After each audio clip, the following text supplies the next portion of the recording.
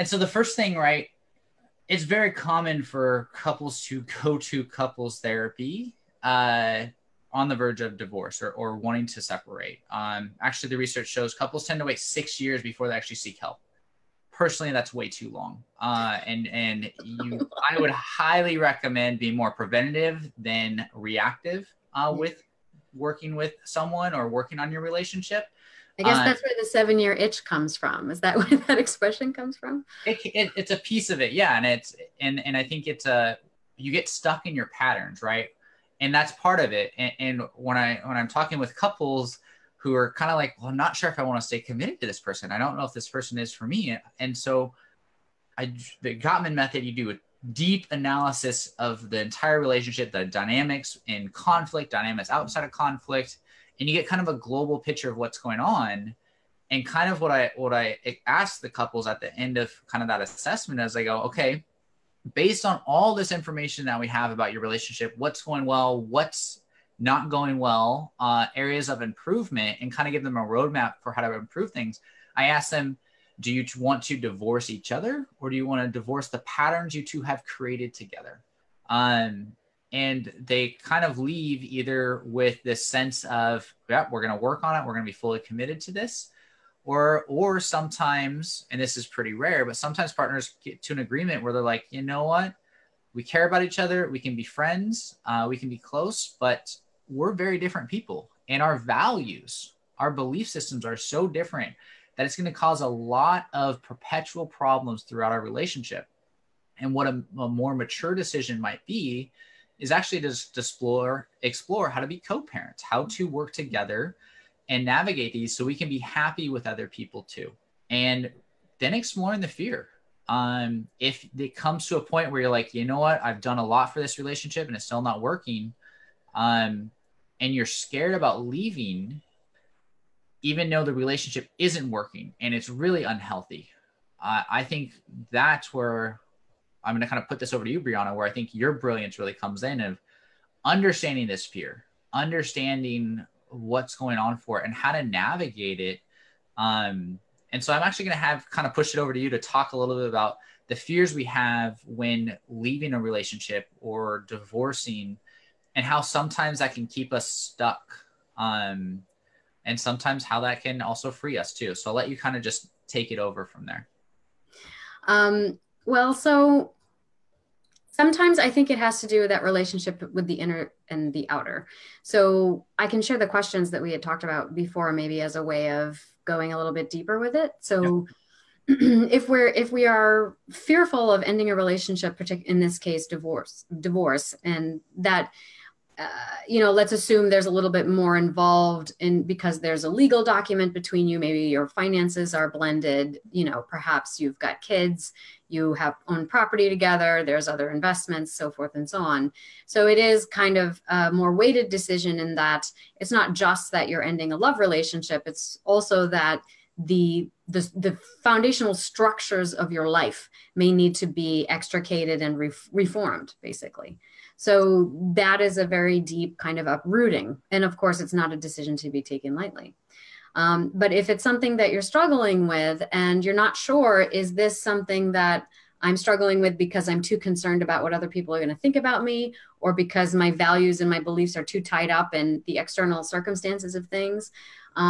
Or is it because it really is an expression of my inner being and who I am? And it's not that I hate this person. It's just that we're not necessarily, for each of our growth processes, we need to change the living circumstances that we have, right? So, for example, my ex-husband and I are co-parents, and once we got divorced and lived in separate houses, we actually became a lot closer. And so I still consider my ex to be one of my most successful long-term relationships. He's just not my lover. He's the father of my child, and I consider him to be a close family member. But that's the nature of our relationship contract changed. It's not a legal contract per se anymore, but our relational contract actually became a lot stronger in a new context. And so one of the things, these are just a couple of questions that you might ask yourself if you want to go down that rabbit hole to decide, is this what is the deepest desire fueling the over which I am sort of lumping this fear because I don't think that I'm going to be okay in the end of it, right? So you might start by thinking, what do I want people to think of me as? So what is it that you are trying, what are you concerned about other people thinking about you? How do you want people to perceive you, first of all? Secondly, I don't want people to think of me as. So what are you concerned about? How do you not want to be perceived? Like, what is the worst thing that you could think people think about you, right? And then to think about when you feel vulnerable or you feel threatened or you feel like you are at a disadvantage, how do you tend to respond in situations like that, right? What is your pattern? Do you step in and try to dominate, or do you withdraw, right? And I want to add one little piece on that, right? When Mm-hmm. thinking about those previous questions, how do I want people to think of me? How do I want people not to think of me? Right? We're looking at identity, right? Mm-hmm. Who are you? How do you define yourself? How do you see yourself?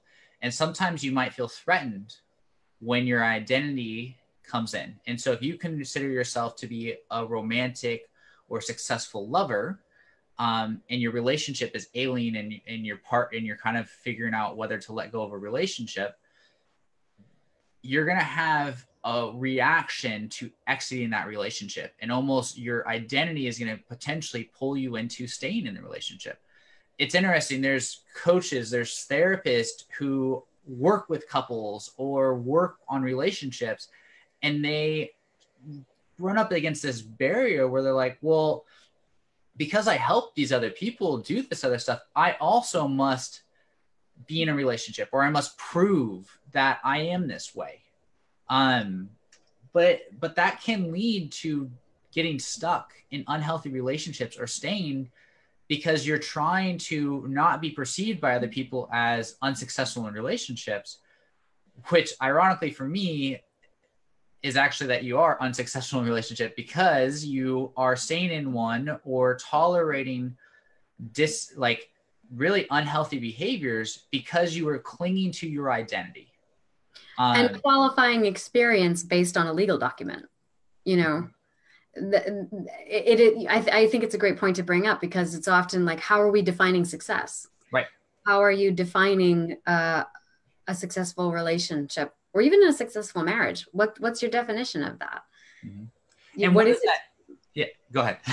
Sorry, go ahead. I mean, you're probably gonna say the same thing. Yeah, well, and what does that look like, right? Because you can go out in the world and we can say, oh, there's all these relationships are normal like this, and there's actually a book called The Normal Bar where they say these are the normals. But like reality, like what's normal for you? What's going to work for you and your partner, right? There are couples who want to go travel the world all the time, and that works for them. There's other couples who want more time just reading separately. One person goes to a beach cabin, another person goes to a mountain cabin, and they have a wonderful relationship. Or like even sex, like sometimes couples want to have it like all the time, and other couples like, you know what, once a month is great.